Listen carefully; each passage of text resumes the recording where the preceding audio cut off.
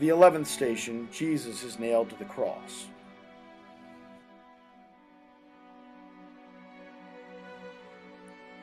From the Gospel according to Matthew.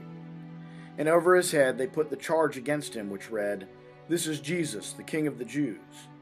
Then 2 robbers were crucified with him, one on the right hand and the other on the left.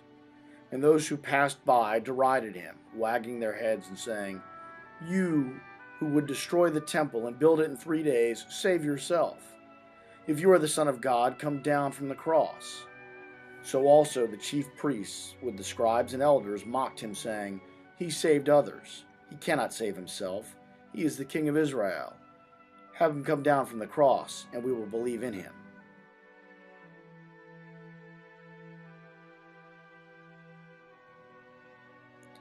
Jesus is nailed to the cross.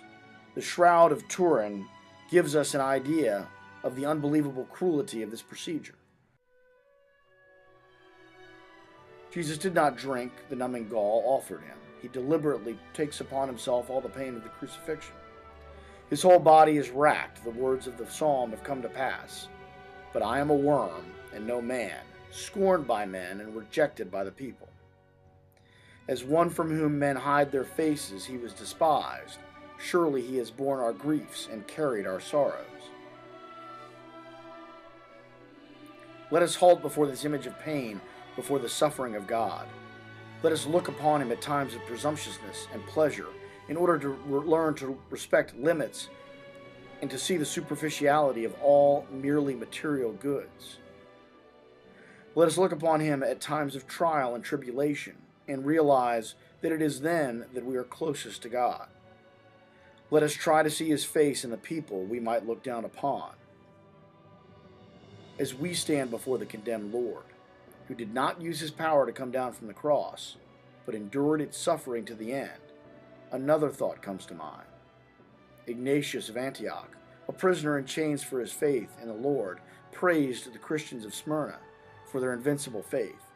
He says that they were, so to speak, nailed with flesh and blood to the cross of the Lord Jesus Christ.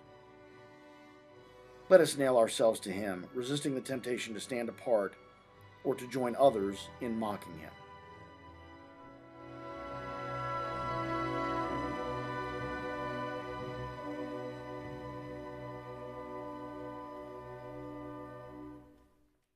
Lord Jesus Christ, you let yourself be nailed to the cross, accepting the terrible cruelty of this suffering, the destruction of your body and your dignity.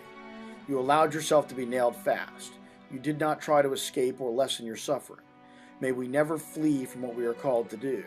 Help us to remain faithful to you. Help us to unmask the false freedom which would distance us from you. Help us to accept your binding freedom and bound fast to you to discover true freedom.